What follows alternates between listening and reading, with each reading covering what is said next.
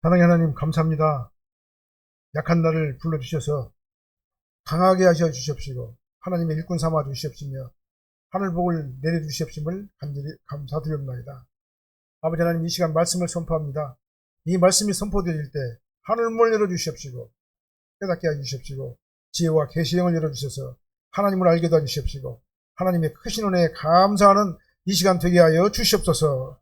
예수님 이름으로 기도합나이다. 아멘. 다 같이 인사하시겠습니다. 오직 예수님밖에 없습니다. 다시 한번 하겠습니다. 오직 예수님밖에 없습니다.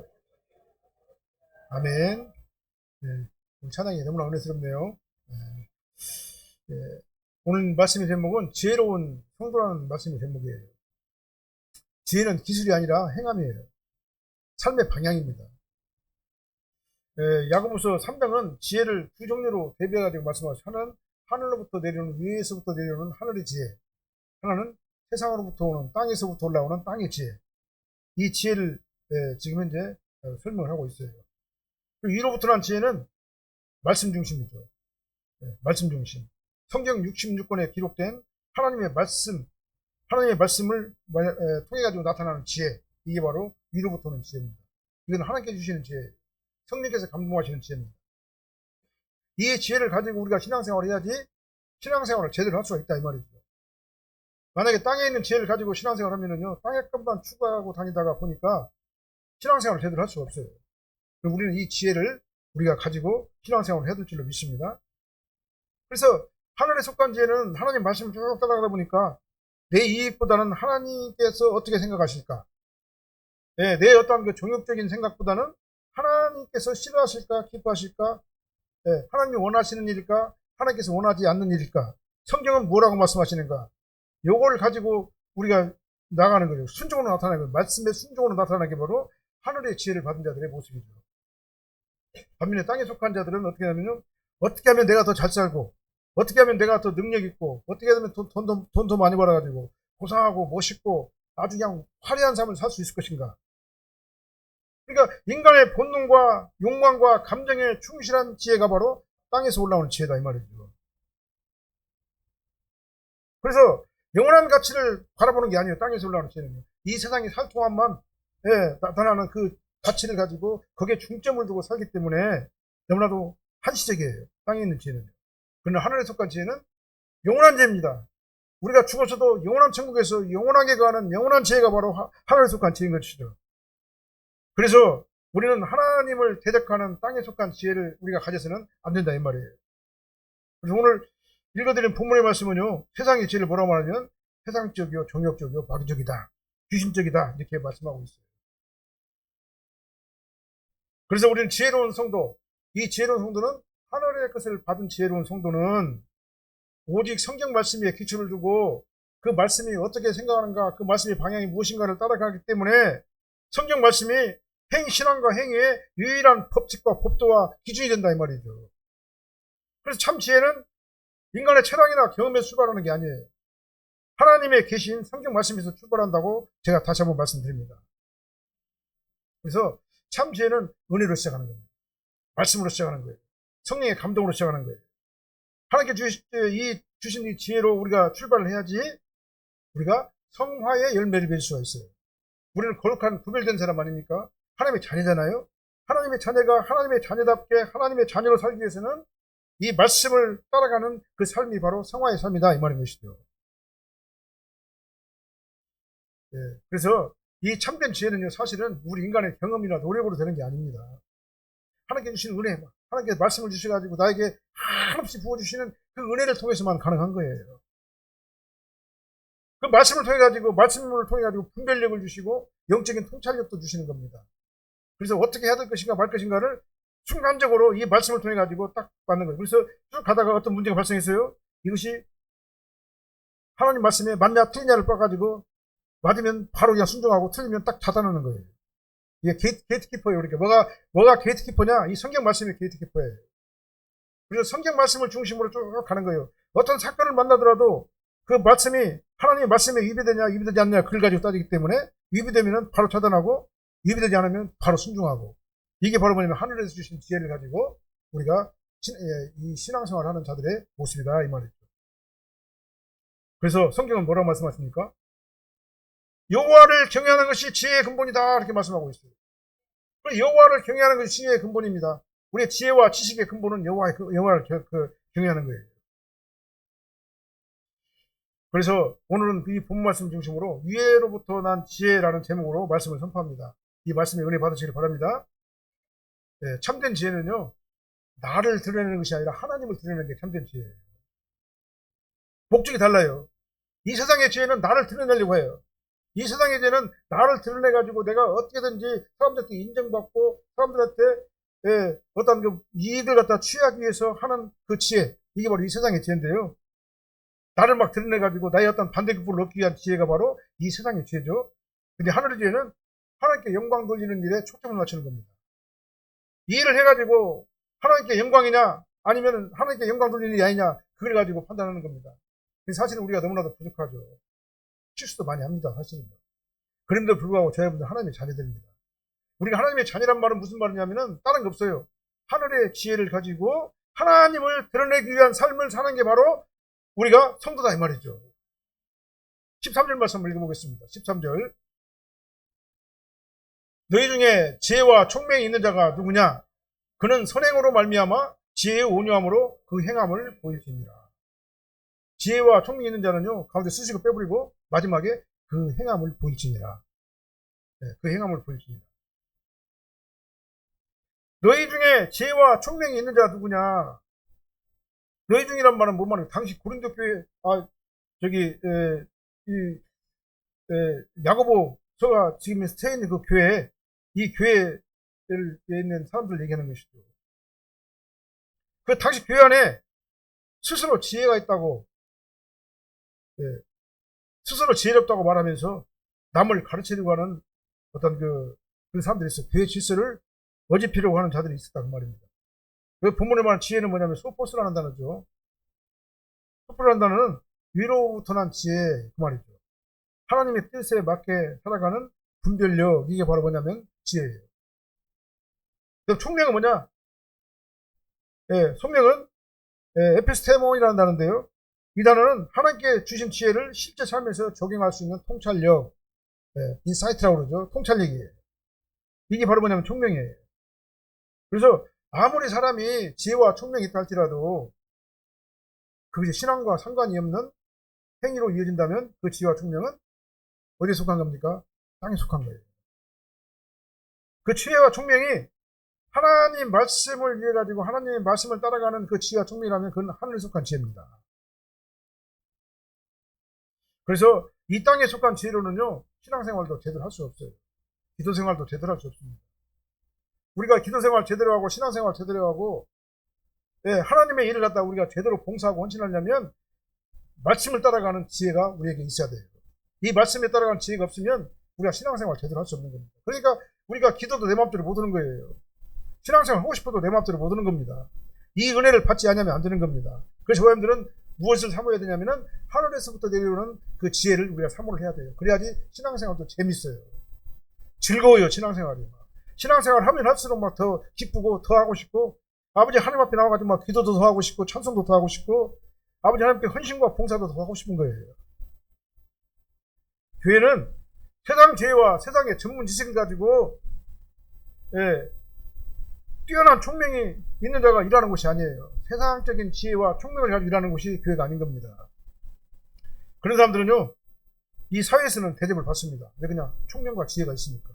막 뛰어나니까, 막 통찰력도 있고, 막 지혜도 있으니까, 어디 가서든지 인정을 받아요. 이 사회에서도. 그러나 교회 안에서는 그것 가지고 일하는 게 아니다라는 걸 말씀드린 겁니다. 교회 안에서는 뭘 가지고 일하면요, 그리스도의 인격으로 만난 자, 내가 예수 그리스도의 은혜로 체험을 받고 거듭나고 중생한 내가 하늘로부터 내려오는 지혜와 총명을 가지고 성경 말씀을 중심으로 하나님께서 원하시는가 원하시지 않는가 그걸 따라가는 그걸 따라가는 그 원하시는 일을 하는 자가 바로 뭐냐면 하나님 보시기에 아름다운 성도인 겁니다. 교회는요, 세상 지혜나 총명 갖고 하는 게 아니다는 얘기예요. 세상적인 지혜가 총명이 필요 없다는 얘기는 아닙니다. 필요합니다. 필요해요. 그러나 교회 안에서는요, 그것이 필요한 것이 아니라 하늘에서부터 내려오는 그 지혜와 총명이 필요한 거예요. 세상의 지혜와 총명은 세상에서 하면 되는 거예요. 이 땅에 살 동안 하는 거면 되는 겁니다. 세상의 지혜와 총명인 자들은 세상에서 멋있고 고상하고 아름다운 삶을 살 수가 있겠죠. 그러나 교회 안에서는 하나님께서 말씀 안에서 부어주시는 지혜와 총명으로 우리가 일을 해야 된다. 우리 신앙생활도 마찬가지다 그 말이에요. 그래서 그는 선행으로 말미암아 지혜의 온유함으로 그 행함을 보일지니라 그랬잖아요. 그는 선행으로 말미암아 지혜의 온유함으로 그 행함을 보일지니라. 너희 중에 지혜와 총명인 자가 누구냐? 그는 선행으로 말미암아 지혜의 온유함으로 그 행함을 보일지니라. 행함이 세속적이 아니고요. 하늘에서부터는 지혜라면은요, 온유함으로 나타난다고 했어요. 온유함으로. 지혜는요, 하늘에서부터 내려오는 지혜는요, 온유해요. 막 악한 것이 아니에요. 막 칼같이 딱 자르고, 내 말이 옳잖아. 옳죠. 옳지만은, 그런 지혜는요, 옳은 지혜가 아닌 것이란 말이죠. 하늘에서 오는 지혜가 아니라는 얘기예요. 하늘에서 오는 지혜는 온유함이 포함돼야 돼요. 온유함이 없는 지혜는 하늘에서 오는 지혜가 아니에요. 예를 들면요, 교회 안에서 세속적인 지혜와 총명을 가지고 하늘에서 내려오는 그 은혜를 받지 아니하고 세속적인 지혜와 총명을 가지고 교회에서 일하는 사람도 있을 것 아니겠습니까? 그런 사람들은요, 하나님을 위해서 하는 것이 아니라 나를 드러내기 위해서 일을 해요. 나 자신을 증명해 보이려고, 내 능력을 증명해 보이려고 일을 하는 거예요. 세상에서 일하는 방식으로 똑같이 하는 겁니다. 그러니까요. 그래서 나를 증명하려고 막 최선을 다합니다. 엄청나게 노력을 많이 합니다. 그리고 내가 가지고 있는 자원과 재원과 지식과 철학과 이런 모든 것들을 총동원해가지고 효율성 있고 통계적이고 논리적이고 완벽하게 그 일을 갖다 하려고 그래요. 이런 사람들은 만약에 자신이 옳다고 생각하는 그 의견, 자신의 의견이 만약에 관철되지 않으면요, 굉장히 막 실망을 하고 불쾌하게 생각해요. 내가 이렇게 노력을 하는데 왜 나를 안 알아줘? 그리고 저 사람은 내가 이것이 정말 맞고 이것이 정말 논리적이고 철학적이고 통계적이고 효율성이 있는 그런 내 말인데 이거 분명한 건데 저 사람은 이것도 모르고 저 무지한 사람 아니냐고, 무지한 사람이 아니냐고, 그러니까 그렇게 판단하고 몰아세우게 된다 그 말이죠. 그리고 무시를 당하니까요, 상처를 받아버려요. 에이, 교회 나가면 소용없네. 교회도 똑같아요. 똑같고 교회 나가가지고 나 대접도 안 해주고 알아주지도 않고 나 교회 다닐 마음 없다. 상처를 받아버려요. 이렇게 하다 보면은요, 이 공동체에 미미한 분열이 막 생기는 겁니다. 그리고 하나님은 없고 사람만 있어요, 사람만. 아, 교회가 어떤 곳이에요? 하나님께 영광 올려드리는 교회잖아요. 목적이 뭡니까? 하나님께 좋아하시는 일을 하기 위해서 우리가 교회에 나오는 거잖아요. 근데 사람에게 나타내 보이려고 하는 그러한 일을 하게 하다 보면은, 어떻게 되냐면, 교회가 사람만 남게 되고 하나님 어디로 가버려요. 정당할 수는 있습니다. 옳습니다. 맞습니다. 그 말이 100번 옳아요. 그러나 하나님 보시기에 아름다운 모습은 아니라는 사실을 우리는 알아야 한다 그 말입니다. 우리는 성령의 지혜와 총명을 가지고 이 말씀을 중심으로 하나님께서 원하시는 그 일이 무엇인가를 항상 따라가는 저와 여러분들이 되어야 될 줄로 믿습니다. 내 뜻을 드러내려고 하는 것이 아니라 하나님의 뜻을 드러내고 하나님께 영광을 올려드리는 그런 삶을 우리가 살아갈 때 그 삶이 정말 아름다운 성도의 삶이다 이 말이에요. 아무리 좋은 주장이라도요, 공동체의 화평을 깨트리는 주장이라면은 멈춰야 됩니다. 딱 잘라버려야 돼요. 그리고 어떻게 합니까? 상대방의 의견도 드려야 되는 겁니다. 거기서 또 하나님의 뜻을 또 찾아보려고 우리가 해야 되는 건 말씀대로 찾아보려고 해야 되는 겁니다. 그리고 상대방의 인격을 존중하는 게 바로 온유한 거예요. 상대방의 인격을 무시하는 건 온유한 것이 아니에요. 그거는 교만한 것이죠. 그래서 이런 온유함을 가지고 하나님께 주시는 온유함을 가지고 우리가 하나님의 뜻을 찾아간다 이 말이에요. 그리고 결과적으로 우리는 어떻게 합니까? 하나님께서 다 하셨습니다. 감사합니다. 내가 아니라 하나님께서 다 하셨습니다. 하나님께 영광 올려드리는데 중점을 두고 우리가 한다 그 말이죠. 우리 갈등이 생겼을 때도 마찬가지입니다. 교회 안에서. 교회도 사람 모이는 곳이니까 갈등이 없겠습니까? 주장이 다 다르고 그런데. 세상의 지혜와 총명은요, 시시비를 가려요. 막 거기에 탁월합니다. 법과 규칙과 과거의 역사적 경험과 어떤 전례와 어떤 통계를 통해 가지고 정확하게 따져요. 누가 잘했고 잘못된가를 다 정확하게 꼬집어냅니다. 그리고 뭐라고 하고 내가 틀린 말 했어? 맞잖아. 내가 틀린 말 아니죠. 맞죠. 자신의 정당성을 갖다 내세우면서 주장을 하는 거죠. 그러다 보면 공동체 안에 어떻게 됩니까? 서로가 경쟁하는 사이가 돼버려요. 교회는 경쟁하는 사이가 아니잖아요. 예수님을 중심으로 다 붙어있는 자들이잖아요. 우리는 예수님을 통해 가지고 다 붙어있는 하나의 거룩한 무형교회 회원들 아닙니까? 근데 교회 안에서 서로 경쟁자가 되면 어떻게 합니까? 서로요?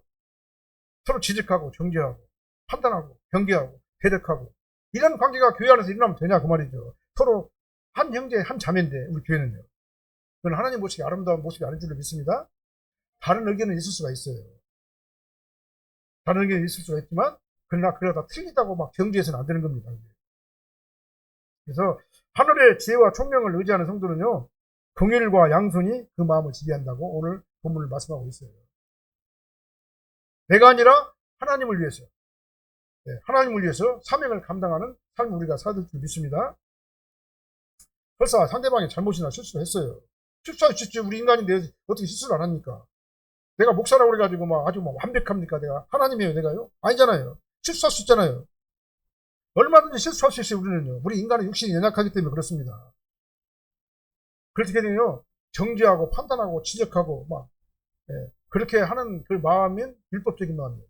그러나 그를 불쌍히 여기고 온유한 마음으로 불쌍히 여기는 마음, 긍휼히 여기는 마음, 그 사람을 사랑하는 마음이 먼저 우리에게 앞서야 된다 그 말이에요.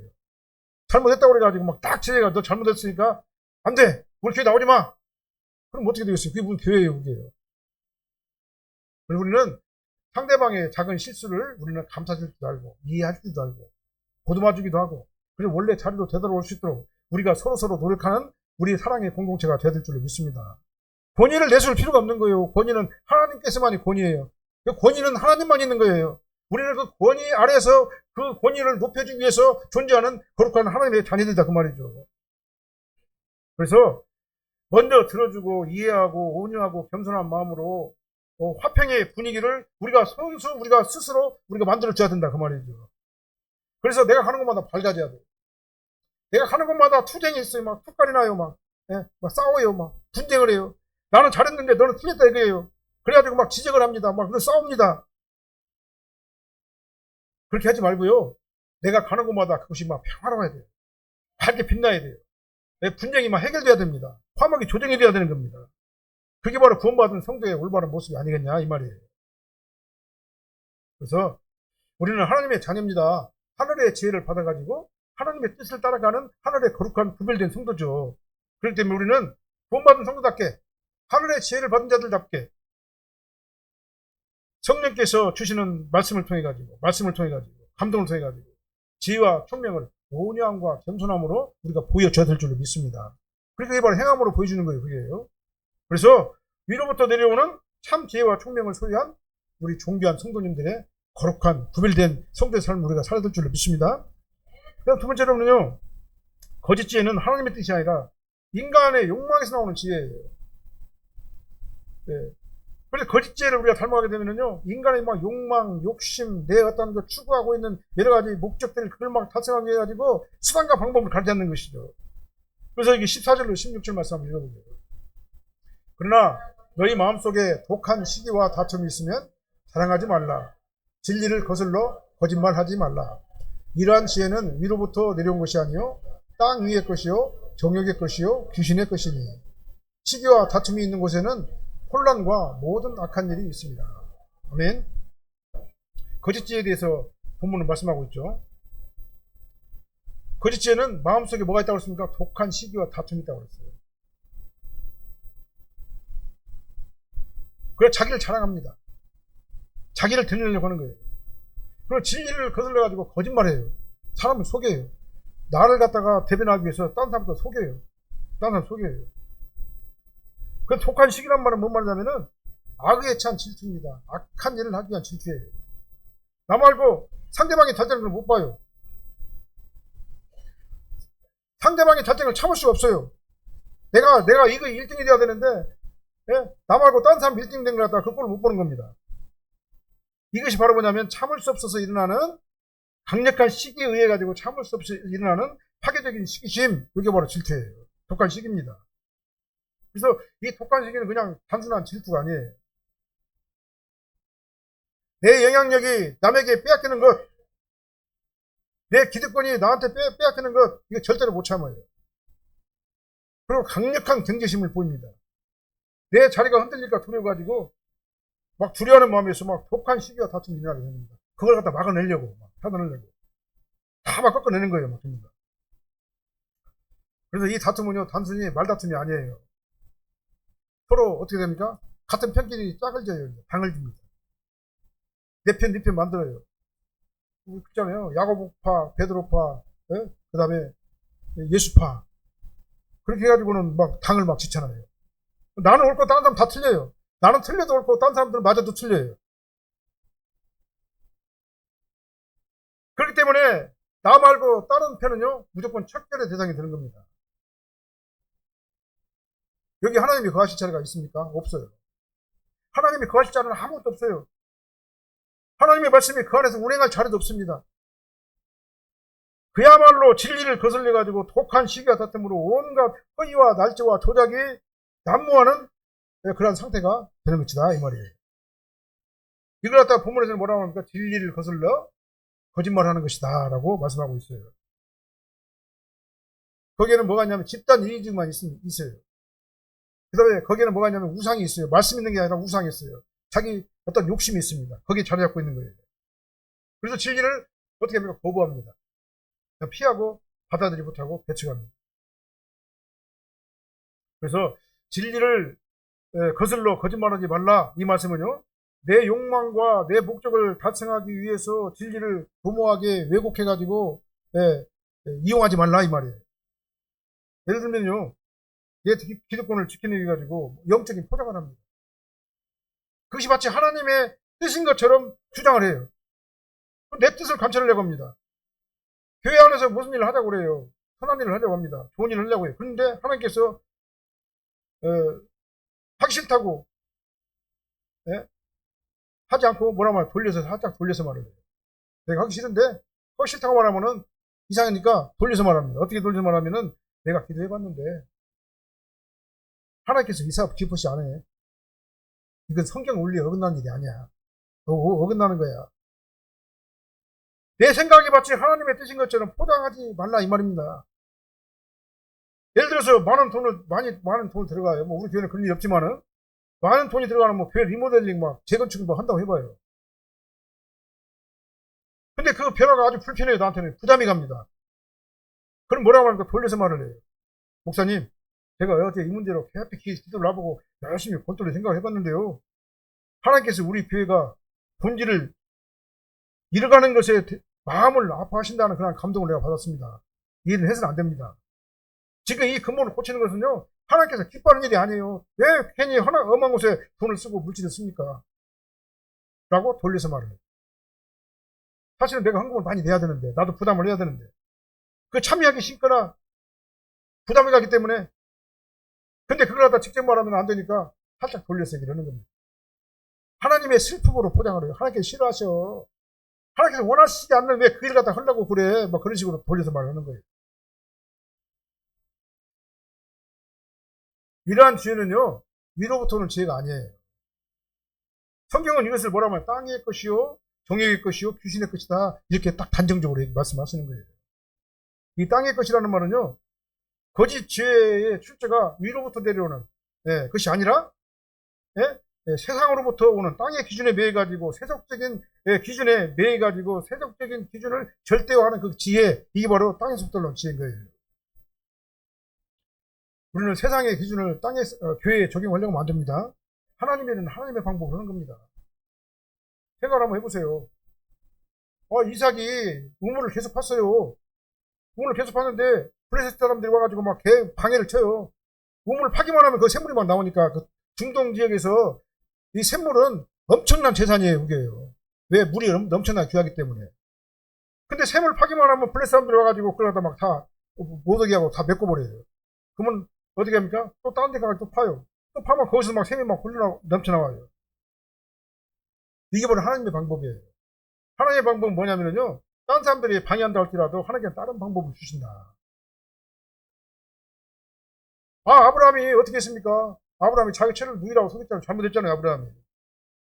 자기 채를 속여가지고 그 아멜렉 그게 그 왕에게 데리고 갔잖아요. 그래서 어떻게 됐습니까? 분명히 아브라함이 잘못했지만 하나님께서는요, 하나님의 자녀가 어려움을 당하는 것 같아 보지 못하는 겁니다. 그러니까 그 왕의 꿈속에서만 나타나는 거예요. 그러니까 못 오게 하는 겁니다. 우리는 연약해서 실수할 수 있습니다. 누구든. 그럼에도 불구하고 하나님께서 우리는 하나님의 자녀이기 때문에 우리를 끝까지 보호하시고 지켜준다는 그 믿음을 우리가 가져야 될 줄을 믿어요. 땅의 것을 우리가 사모하면 안 됩니다. 그러니까요. 우리는 교인들이고 하나님의 자녀이기 때문에 하나님께서 원하시는 방법대로 우리가 일을 해야 된다 이 말이에요. 세상의 기준을 교회에다 적용해서는 안 됩니다. 그렇게 되면 그건 귀신의 것이에요. 마귀적인 것입니다. 생산성과 효율성과 성공과 번영과 이런 확장의 논리를 신앙의 이름으로 교묘하게 표현해서도 포장해서도 안 됩니다. 그러나 거기 하나님의 뜻은 없는 거예요. 그렇게 하면. 그래서 인간 중심적 지혜를 갖다가 뭐라고 하냐? 정욕적이다 이렇게 말하는 겁니다. 겉으로 보면 맞아요. 논리적입니다. 철학적이에요. 아주 맞는 말이에요. 효능감도 있어 보입니다. 그러나 결국은 하나님을 대적하고 파멸의 나락으로 빠지게 만든 거예요. 그래서 본문은 거짓 죄를 뭐냐? 귀신의 것이다 이렇게 말씀하고 있습니다. 이렇게 독한 시기와 다툼이 있는 곳에 혼란과 모든 악한 일이 가득해가지고 공동체를 파괴해야 되는 것이에요. 그래서 우리 마음속에 이러한 시기나 다툼이 있으면요, 딱 차단해버려요. 즉시 막 차단해버려요. 다 제거시켜버려야 돼요. 하나님의 뜻이 긴가인가를 보고 하나님의 뜻이 아니면 다 막아버려야 됩니다. 그래서 시기와 다툼은 땅의 것이요, 정욕의 것이요, 귀신의 것이다, 마귀의 것이다 라고 분명히 말씀하고 있습니다. 그래서 내 마음에 이런 것 들으면요, 즉시 차단하시길 바랍니다. 그래서 내가 가는 곳마다 어떻게 돼요? 평화로운 곳이 되시길 바랍니다. 하나님께서 원하시는 그 일을 진행되는 그런 역사가 일어나게 되시길 바랍니다. 그 다음에 세 번째로는 이제 위로부터 난 지혜가 있어요. 18절 말씀 한번 읽어보겠습니다. 오직 위로부터 난 지혜는 첫째 성결하고, 그 다음에 화평하고, 관용하고, 양순하며, 긍휼과 선한 열매가 가득하고, 편견과 거짓이 없나니. 화평하게 하는 자들은 화평으로 심어 의의 열매를 거두느니라. 아멘. 위로부터 난 지혜는요, 화평을 이루고 의의 열매를 맺는 지혜가 위로부터 난 지혜예요. 그 위로부터 난 지혜는 하나님으로부터는 지혜, 성경 말씀에 근거한 지혜를 얘기하는 겁니다. 그렇게 되면 참 지혜는요, 말씀과 성령을 통해 가지고 우리에게 오는 지혜예요. 이 말씀이 없는 지혜는 그러니까 참된 지혜가 아닙니다. 성령의 임재가 없는 지혜는 참된 지혜가 아니에요. 그래서 하나님의 말씀과 성령으로부터 오는 지혜가 바로 참된 지혜인 거예요. 15절 말씀에 보니까 읽었잖아요, 우리가요. 세상 지혜는 땅의 것이요, 종의 것이요, 귀신의 것이고, 독한 시기와 다툼이 일어난다고 그랬잖아요. 근데 오늘 본문에서는 뭐라고 말합니까? 하늘에서 난 지혜는요, 첫째 성결하고, 그 다음에 화평하고, 관용하고, 양순하고, 긍휼과 선한 열매가 가득하고, 편견과 거짓이 없다 이렇게 말씀하고 있잖아요. 성결은 거룩을 얘기하는 거죠. 구별된 걸 얘기합니다. 흠이 없고 정결하고 순수하다는 뜻이죠. 관용은 관대하다는 얘기잖아요. 네? 그 다음에 하나님의 말씀을 순수하게 믿는 믿고 받아들이는 성도의 마음이 뭐냐면 바로 관용이에요. 하나님께서 공부하시는 화평이 지배하니까 우리는 당연히 어떻게 합니까? 양수하고 긍휼하고 선한 열매가 가득하고 편견과 거짓이 없게 되는 겁니다. 어떻게 하면요? 하나님의 화평이 나를 지배하게 되면. 그래서 우리 안에는 뭐가 있어야 되냐? 하나님의 화평이 우리를 지배하게 될 적에 우리는 어떤 사람이 되냐? 성결한 자가 되는 겁니다. 하나님의 화평이 우리를 지배하지 못하면 성결한 자가 될 수가 없어요.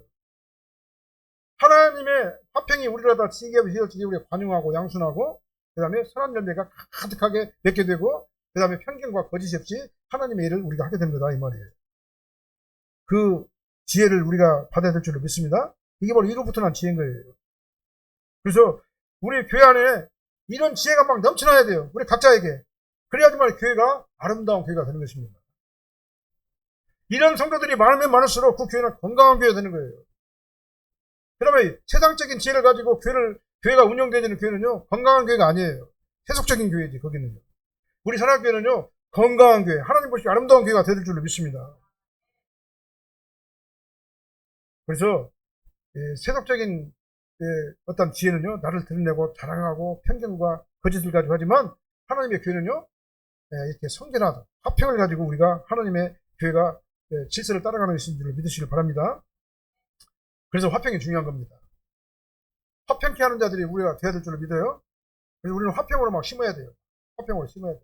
내가 가는 곳이 어딘지 거기가 화평을 심어야 돼요. 교회에 뭐 화평을 심어야 되고, 우리 교회, 그 다음에 우리 가정에 화평을 심어야 되고, 그 다음에 내가 가는 직장에서 화평을 심어야 되고, 화평을 심는 저하님들 되시길 바랍니다. 이를 위해서 우리가 부르심을 받은 거예요. 우리가 성도라는 얘기는 다른 게 아니에요. 화평을 심기 위해서, 내가 가는 곳마다 화평을 심기 위해서 우리가 부르심을 받은 자들입니다.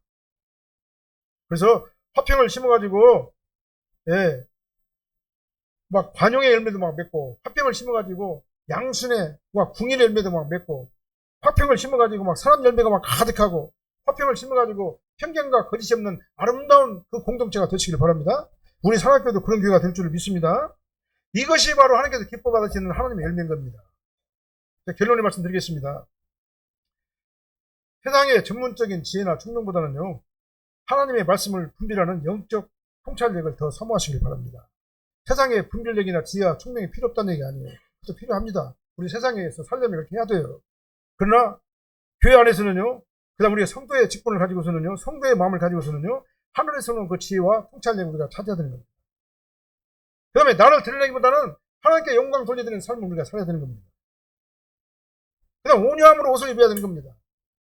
내가 머무는 가정과 직장과 그리고 우리 교회 안에서 하나님의 말씀만 유일한 규범으로 삼고 화평으로 심는 조합이 되시기를 예수님으로 축원합니다. 그래서 하나님 보시기 아름다운 존귀한 성도님들 다 되시기를 바랍니다.